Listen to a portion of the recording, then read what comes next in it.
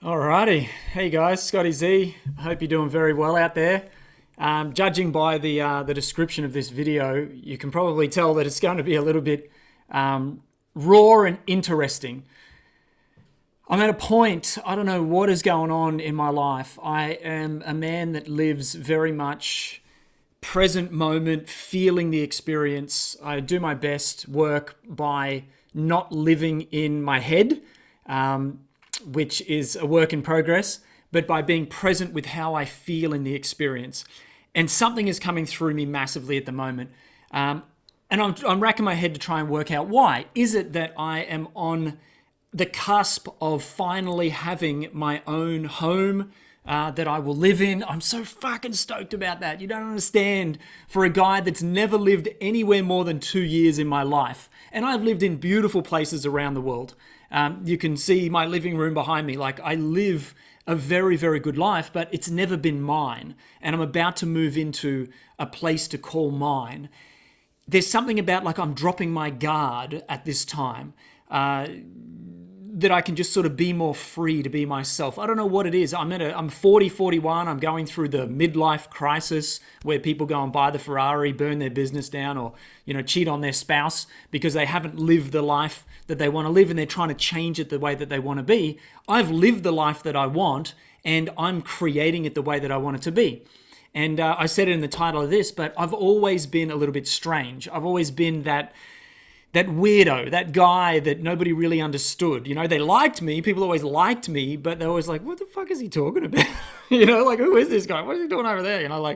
And I just sort of go off and do my own thing. And it's probably why I've traveled so much, is I've been, one, on a journey to figure myself out. Like, who am I? Why am I here? What is this place? But also I think a lot of it is people just didn't really get me. And I don't spend time, I will not invest time unless it is invested wisely. So I was never one to just sit around with the boys and talk shit. I was never the one to be at the party just having meaningless conversations just because I wanted to be around people. That's not how I operate. I've always just done my own thing and I just go off on my own if there's nobody interesting to be around. I can't deal with that. I just have to be me. And I'm at this point where there's this calling coming through me that there is enough people ready right now to hear what it is that I have to say about life, about this place that we live in. And I've spent the whole of my life, again, being very strange, being very weird, perhaps. I've been called weird my whole life. My father called me weird ever since I was a young guy. And I used to get the whole, why can't you just be normal? That was one that really stuck with me. You're so weird, Scotty. Why can't you just be normal? And at first I was like, I don't know. I want to be normal, and now I look around me. I'm like, holy fuck, being normal. I don't want to be normal. If that's normal, like, you can keep it. I've actually been like that a long time. And I get a lot of, I guess I get a lot of hope from seeing the community that is around me, and also I see the community that is emerging at this time, and there's more and more of us that are embracing this sort of, and they call it alternative. Fuck alternative. Native means natural. You're saying that it's not natural to believe the way that I believe? That's not true. I say the way that the mainstream is living is alternative. It's not native. It's not natural. But we've been told to believe that that's normal and we should follow along with it. And I'm calling bullshit on that. How I live is very native. It's very natural to be skeptical of what I'm being lied about, because I can see it plain as day, and actually be curious about feeling what reality is in its entirety, not just living through the lens of what society has conditioned me to believe. It's like they've said, put on these blue blocker glasses, good glasses by the way, put on these blue blocker glasses and see the world as it is. And I'm sort of like, my whole life I've been peering over the top of the glasses like, hey guys, this doesn't look, put the glass back on. All right, fucking I'll put the glasses back on, right? Like, but guys, you got to have a look at this. This doesn't look like what I'm being told. And I'm looking around and they put the glass back on. All right, society says, teacher says, doctor says, media says. And I'm at the point where most of it's just like, fuck the glasses. I'm not wearing your glasses. I'm not interested in your glasses. Your glasses are full of shit. And by the way, now that I've removed the lies and I've started to really be curious, and I'm saying I've been on this journey a long time, maybe you have too, but now I'm really curious, I'm seeing and feeling and experiencing the world in a way that it can't even be explained with average words. Like, I've got to explain stories to people that want to actually sit down and have a listen to me. I explain stories to people who, in like these abstract ways so that they can finally see it and be like, holy shit, I actually agree with what you're saying, Scotty. So here's the thing. I'm weird. I'm strange. I'm me. I'm a little different. And that's okay. And I like being different. And as I said, I feel like I'm at a time right now where there's enough of us out there that are different enough that I want you to have a look through my eyes and see sort of what I see. So I've had a very interesting spiritual journey, let's say. A lot of people are like, fucking spiritual, but here I am. I'm just a normal dude. I burp, fart, I sit down to shit, as my dad used to say.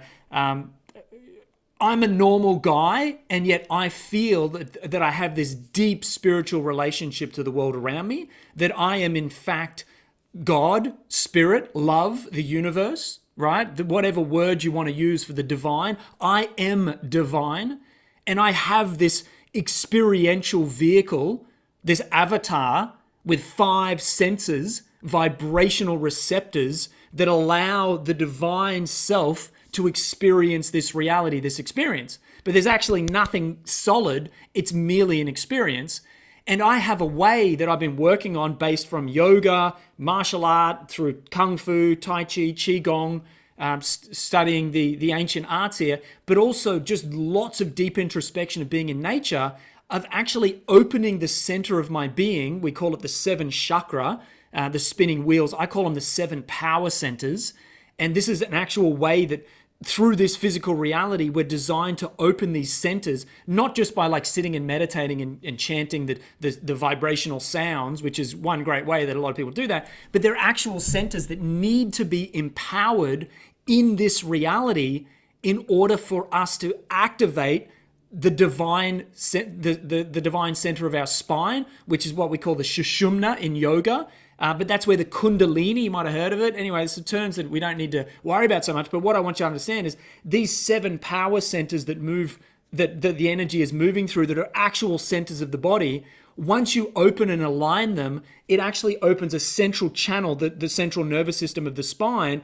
Think of it, there's a thing called a toroidal field. And look, I'm laying this down for you because I have to show you how to do this. This is what I've done in my life. It's what's given me the confidence to be myself, to travel, to speak, to lead, to do what it is that I do, is I've actively created in the avatar that is my being, the opening of this central channel that allows divinity to flow through me and into this reality. So people are like, why are you so happy all the time? I'm like, because it's just who I am. It's who you are. We are happiness. We are joy. We are love. We are the divine.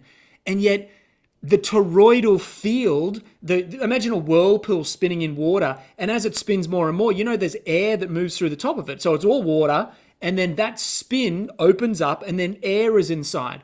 You have a spinning toroidal field in each of the 7 centers, the power centers, that when you open it, it opens a central channel that divine spirit is able to move through perfectly. And that's what we need to do. And there's a physical way that we can do that by working with the reality that we're given, by optimizing and upgrading the avatar and the 7 power centers of the avatar. You can actually access the entire divine spiritual essence of who you are and then live joy in this reality. And that's what we're here to do. And that's what I'm here to show you.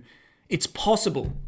So a few people are hung up by now and they're like, what the fuck is this dude talking about? For those that are still here, I want to show you what I'm talking about. I want to show you that you can live the divine essence of who you are in this reality to a point where it completely dissolves the fear, which is a disharmonious vibration that's being projected into this matrix.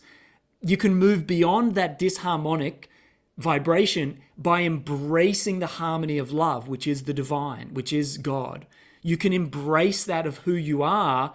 That ripples out around you and disperses the disharmonic vibration of fear, which removes fear from your reality and allows you to experience life by literally being love. By literally walking in love, you disperse the fear around you and you create an environment around you that is love, that is beauty, that is kindness, that is joy.